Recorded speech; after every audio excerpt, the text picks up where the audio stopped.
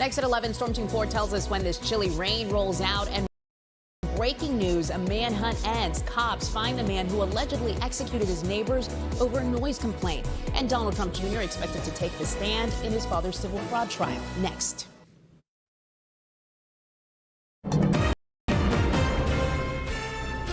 Our officers on a Wednesday morning at 7:10 doing their job, approaching a person wanted for a double homicide. They did everything they could to neutralize this person, forced to defend themselves.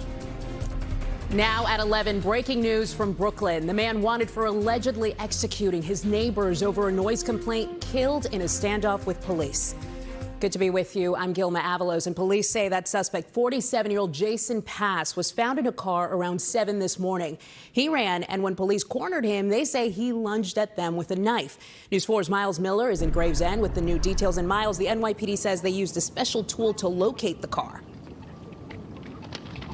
That's right. That two-day manhunt came to a deadly end this morning right here on Bay 44th Street in Bath Beach, Brooklyn. You can see behind me there are still officers here as the crime scene is still established. Let's go ahead and show you a video now. Officers tell us it was around 7:30 when police officers here in the 60th precinct got a license plate reader hit, meaning that their car was equipped with a license plate reader technology to read license plates. They got a hit for a car associated with Jason Pass. He, of course, is the 47-year-old man who allegedly shot and killed his neighbor and his neighbor's stepson in a noise dispute at Flatbush Gardens. That's a complex here in Brooklyn. The officers performing that car stop, Pass made a run for it. NYPD Chief of Patrol John Chell picks up the story from there. For approximately 15 minutes, they had a dialogue, doing everything they could to have the male drop the knife. At the end of this, the male, for some unknown reason, in a full sprint, charged the officers. Our officers were forced to defend themselves, to stop the threat, and discharge their firearm, striking the subject 4 times. And Pass was rushed to NYU Langone Hospital here in Brooklyn, where he later died from his injuries. Pass is a former state corrections officer, was no stranger to conflict. In fact, he was fired from that job after menacing a cop while off duty in a road rage incident. Pass lived in that apartment at Flatbush Gardens with his mother for some time. They had had an ongoing argument over noise, and police believe that's the reason he engaged in that argument, then led to the shooting of those 2 men at Flatbush Gardens. Police say that the gun he used in that incident was not registered. He was not a legal gun owner of that gun, and they are still doing investigations into what caused that double homicide. Again, Jason Pass dying at a local hospital after charging at NYPD officers who were trying to apprehend him after a 2-day manhunt. That is the latest live here in Bath Beach, Brooklyn. I'm Miles Miller, News 4 New York. Back to you. Miles, thank you. Checking on the weather now, we have our first freeze warning of the season tonight. You're going to need those winter coats. Storm Team 4's Dave Price is here with a preview. Yeah, we've got the coldest air of the season beginning to come on in. Temperatures as low as almost the mid-20s as we head to the south and southwest, and we could be at about the 30-degree mark as we look at coastal Connecticut and areas closer to the metropolitan 5 boroughs and up the Hudson River Valley. As we take a look at the numbers tonight, we have winds out of the northwest, first of all, in the single digits to about 10 miles per hour, 36 degrees in the city. Meanwhile, we are going to see a clear out and a dry out later today, but as we check Storm Tracker 4's big red sweep, you can see the rain slowly but surely working its way through and off the island over the next several hours. So right now, gray skies over Manhattan. The numbers, as we look at them, 44 degrees, chilly, and we'll see that sun maybe begin to peek on out as we head through the afternoon, but those numbers on the thermometer not going much of anywhere. Full forecast minutes away. Back to you, Gilma. Dave, thank you. Happening today, former President Donald Trump's own son, Don Jr., will take the stand to testify in his father's civil fraud case. 2 of the other Trump children have also been called to testify. News 4's Gabby Acevedo is live at the courthouse in Lower Manhattan with what's happening there. Gabby? Well, Gilma, there's much anticipation since this will be the first time we'll be hearing from one of Donald Trump's children, Don Jr., in this case, in trial. Like his brother Eric, he is a Trump executive in the Trump organization. All this comes as the trial is now in its 5th week of proceedings. And Gilma, yesterday, some emails submitted in court revealed that when Donald Trump tried to buy the Buffalo Bills back in 2014, he told investment bankers that his net worth was $8 billion. Prosecutors said that was not true, while investors doubted that the National Football League would actually approve Trump's intentions. During cross-examination of a former Morgan Stanley banker, the defense argued that Trump was never really in the running for the team. His attorney told the judge that they were using Trump to manipulate the purchase price. Mr. Trump's bid to buy the Bills is one of the business moves presented in court by New York State Attorney General Tish James and prosecutors who are accusing the former president of creating false financial statements. In any case, Judge Engoron has already ruled that Trump is liable for fraud, while Mr. Trump, who is appealing the ruling, has repeatedly denied any wrongdoing. In less than a week, Gilma, former President Trump will be on the stand to defend himself. As we bring you back live here to Lower Manhattan, as for Don Jr., Gilma, it is important to note that Don Jr. never invoked his Fifth Amendment rights during the deposition, as opposed to his brother Eric and his father, who did so over 400 times in separate testimonies. Reporting live from Lower Manhattan, Gabby Acevedo, News 4, New York. Gabby, thank you. Also happening today, the Cornell University student accused of making violent online threats against Jewish people will appear in front of a judge. Prosecutors say Patrick Dye posted the comments on an online discussion board. The Cornell junior allegedly threatened to shoot up a building on campus that's used by Jewish students. He's expected to be in a Syracuse court today at 2:30. The NYPD has 5 people in custody after a 16-year-old was shot in the shoulder in Midtown. This happened around 10 last night on 44th Street at 8th Avenue, and police say it started when 2 groups got into an argument. Most of the suspects in custody are underage. Only one of them, an 18-year-old, is a person of interest. So far, there have been no charges. The annual Village Halloween Parade celebrated 50 years last night. The Skeletons led the march for the big anniversary of the parade, and the theme this year was Upside Down, Inside Out. It was meant to reflect life after the pandemic shutdowns. Today is Dia de los Muertos, or the Day of the Dead. Greenwood Cemetery in Brooklyn has unveiled a new installation and community altar to mark the event. This year's artwork, Mictlan, is named after the underground world where those who died a common death would go in Aztec mythology. The exhibit lasts through November 19th. The jury verdict that could change realtor fees forever, and the premiere of a new digital co-pilot. I'm Silvana Henao, and I'll have the details in your CNBC Money Report coming up. But first, could George Santos's colleagues expel him from Congress? The big vote that could come as soon as today. And later, we found it. Christmas will soon be on the way to Rockefeller Plaza because the tree is here. All details when News 4 at 11 continues.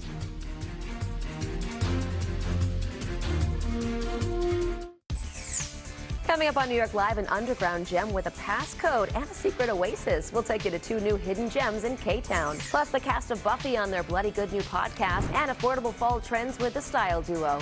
Coming up on New York Live at 11:30. As soon as today on Capitol Hill, the House of Representatives could vote on a resolution that calls for George Santos to be expelled. Fellow Long Island Congressman Anthony D'Esposito leading the fight for expulsion, along with several other New York Republicans. They cite the slew of criminal charges and ethical allegations that he's facing. Santos continues to deny any wrongdoing and refuses to resign.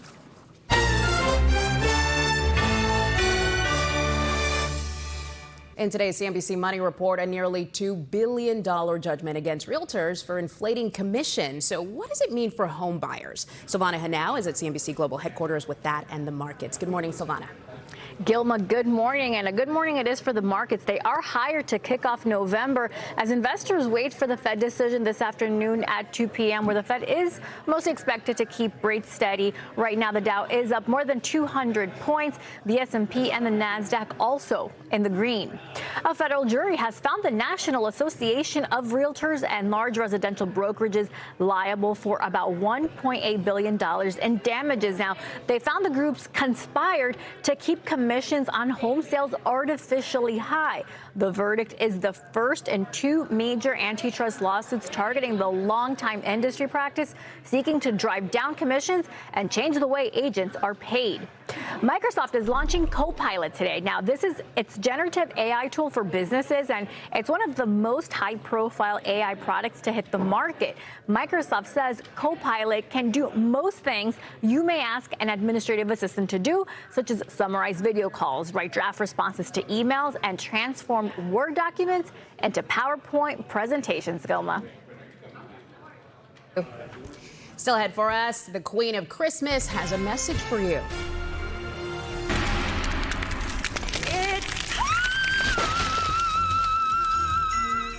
It's time. The video she released this morning to kick off the holiday season. That plus Storm Team 4 on the freeze warning for parts of our area when we come back.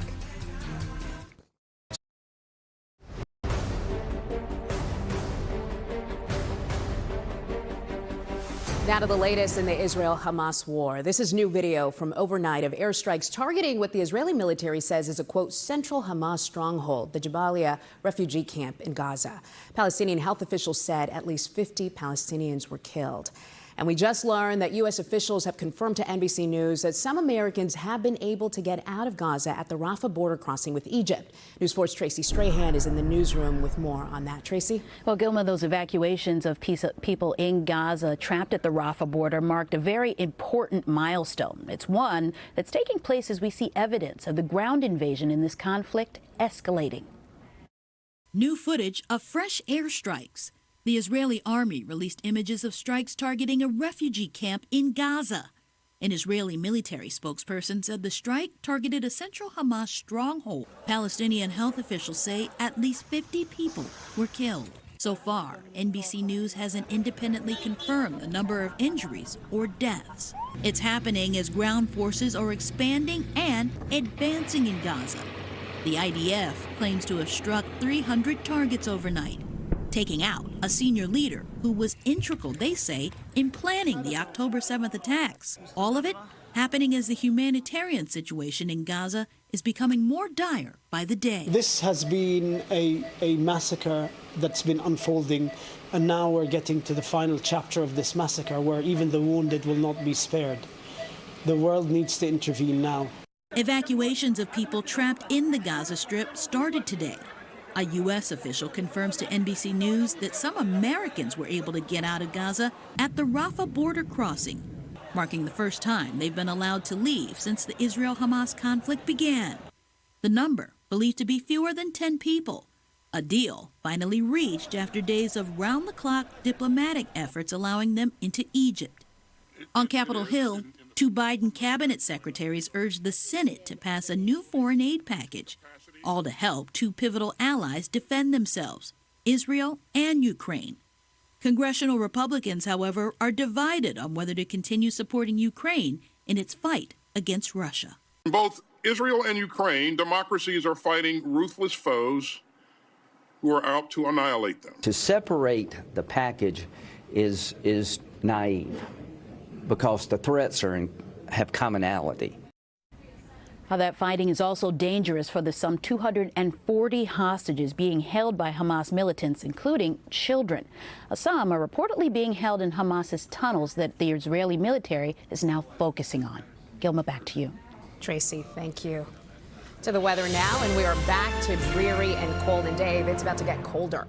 Yes, the cold air is upon us, and it's going to be chilly through the day into tonight when some of the coldest air of the season gets here. But the good news is we're going to dry out. We're watching some rain pushing out of the way right now. So freezing for some as we head through Thursday morning. I mean, really freezing, like in the 20s. Dry conditions take us right through the weekend. Now watch, I use the term through the weekend, and then milder conditions come our way as we head Saturday into Sunday. So better stuff to come. The coldest air, as we were mentioning, look at that, 33 in Patchogue, 32 at the freezing mark in Southampton, and into the 20s as we head to the north and northwest. 24 degrees in Liberty. We'll be at 29 in Franklin, 28 in Clinton, 29 in Jackson, and even right around the freezing mark as we head through the Jersey Shore. So be prepared for that. 27 degrees degrees in Poughkeepsie tonight. Good news is high pressure is going to bring some stability and some nice sky conditions, even though it's also going to usher in more cool air over the next several days. But as we head into and through the weekend, warmer air begins to move on up. We'll get to 59 degrees, which is where we should be, and then slowly but surely into the lower 60s by the time we get to Sunday or so. So look at the numbers outside right now. 44 degrees with the north wind at about 5, dew points at 35. The air is drier and getting certainly less humid as the day goes on. We're going to have to wait a little while to clear out on the island, but later this afternoon, we'll be welcoming those drier skies and those clearer skies, taking us into tomorrow and beyond. There is the wet weather out to the island right now in coastal Connecticut. That pushes out of the way, and by late afternoon, it's a much nicer forecast with much cooler air in place, taking us into the overnight and through tomorrow. So that's the hour-by-hour forecast rolling on into Thursday. You can see numbers don't change a lot tomorrow as far as highs. We're still in the upper 40s to low 50s around the area. Watch those low temperatures, 36, 38 degrees. That's in the city before you go out to the suburbs. Then we'll see that warm up as we head into the weekend and next week. As far as high temperatures go, there's 59 degrees. That's where we should be at this time of the year. And then up to 61 by the time we head into Sunday, settling back into the upper 50s by Monday. This is a key detail. 0% chance of rain Thursday, Friday, Saturday, Sunday, Monday. When's the last time we said that? And speaking of great weather, what a marathon day we're going to have on Sunday. Cool but comfortable for the start as we head into the noontime hour, 57, but the humidity is low, and then just a little bit above normal through the afternoon. So the earlier you finish, the better off you'll be. But keep in mind, temperature's still relatively comfortable and amazing to get out and enjoy the marathon, one of the most New York events we have. 47 degrees today, staying into the 40s all day, and again, keep that warm coat handy. 37 degrees, 36 degrees, depending on where you are tonight. First 30s in the city that we've seen this season, and tomorrow to 49 degrees. Numbers don't go much of anywhere. As far as that 10-day forecast goes, let's play the chimes. This is what we like to see, that steady, dry condition after all that rain. And then as we look into next week, another chance of showers comes in our direction as we head to Election Day and beyond. That's a quick look at the forecast. I got to go get my coat back on. Yeah, it's cold. Breaking this cycle, though, for the weekend finally. And as we anticipate the marathon happening today, the 52nd annual TCS New York City Marathon kicks off today with the Blue Line painting ceremony. It's happening this afternoon in Central Park at West Drive and 67th Street. Organizers will paint the Blue Line, which traces the 26.2-mile-long course through all 5 boroughs. The NYPD and officials will discuss the safety measures in place for Sunday's race. At least 50,000 runners are expected to hit the pavement starting at 8 a.m. on Staten Island. All right, Sarah Gore is here with What's Up Next on New York Live. Hey, Sarah. Hi, Gilma. Yeah, coming up, did you know that November 1st is World Vegan Day? Well, we are celebrating this meatless occasion at a popular Brooklyn spot, putting a vegan twist on some Dominican favorites. And look who's back on Broadway. From the return of Leslie Odom Jr. to the surprising new cast of Sweeney Todd, we are dishing on the latest Broadway headlines, plus the original stars of Buffy the Vampire Slayer, right here at 11:30. Okay, Sarah, we'll see you in less than 10. Yep. Well, it is November 1st, and that can only mean one thing.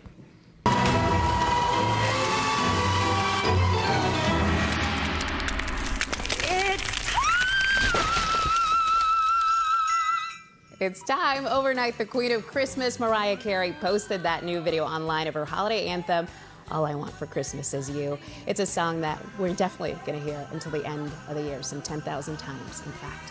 Well, we are ready for Jingle Bells here at 30 Rock. We're also excited. We found our 2023 Christmas tree, when it's going to arrive here at the Plaza, and when we're going to be lighting it when we come back.